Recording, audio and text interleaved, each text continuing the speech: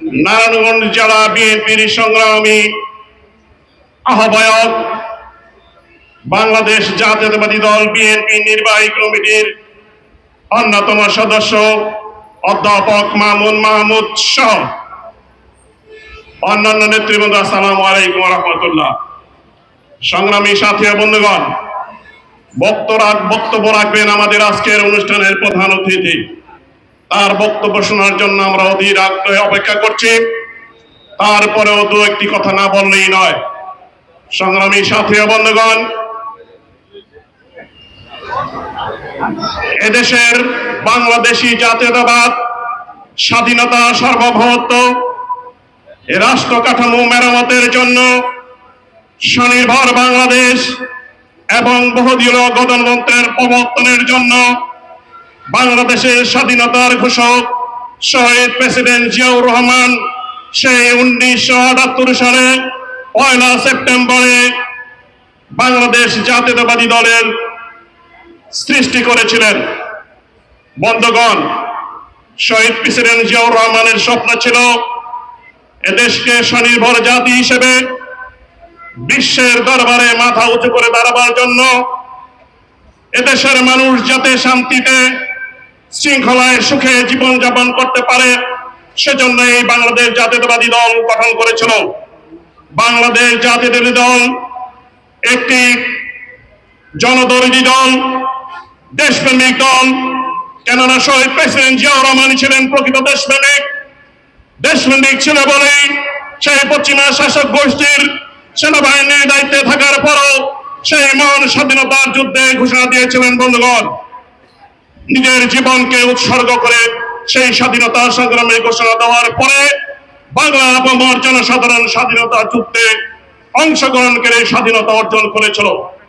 বন্ধুগণ, এই স্বাধীনতা অর্জন করেছিল ঠিকই, সেই স্বাধীনতা অর্জনের চেয়ে আমাদের রক্ষা করা বারবার কঠিন হয়ে পড়েছিল। দেশনেত্রী বেগম খালেদা জিয়ার নেতৃত্বে এদেশে শহীদ প্রেসিডেন্ট জিয়াউর রহমানের উত্তরসূরি হিসেবে গণতন্ত্র ফিরে এসেছিল ঠিকই, তার পরবর্তীতে স্বৈরাচার শেখ হাসিনা এদেশে মানুষের জন্য অত্যাচার, নির্যাতন, নিষ্পেষণের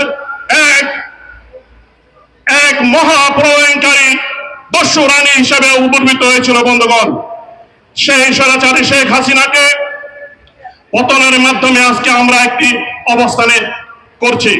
আমি আমার বক্তব্য দীর্ঘায়িত করব না, শুধু এটুকুই বলবো, বন্ধুগণ, আমরা কি শহীদ জিয়াকে ভালোবাসি? শহীদ জিয়ার উত্তর শহীদ দেশনায়ক তারেক রহমানকে ভালোবাসি?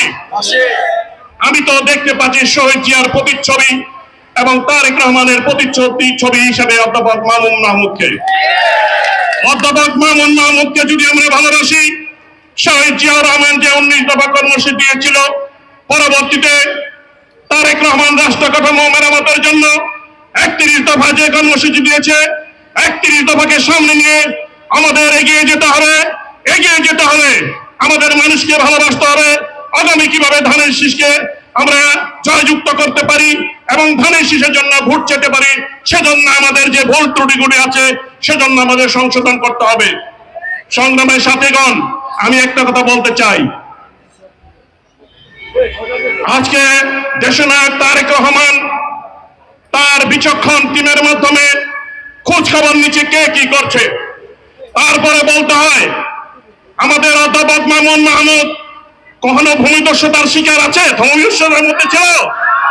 দখলদারিত্বের মধ্যে ছিল না। কিন্তু আমরা দেখেছি বিএনপির নাম ভাঙিয়ে এদেশে যারা দল ছুট কিছু নেতৃবৃন্দ, কিছু নেতা দলের নাম ভাঙিয়ে বর্তমান মার্চে মাসিরপুরে এই ধরনের এক অবস্থার পরি হয়েছে।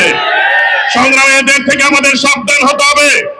আমি দেশনায়ক তারেক রহমানের দৃষ্টি আকর্ষণ করে বলছি, এদেশের জনগণ শান্তিপ্রিয় মানুষকে চায়।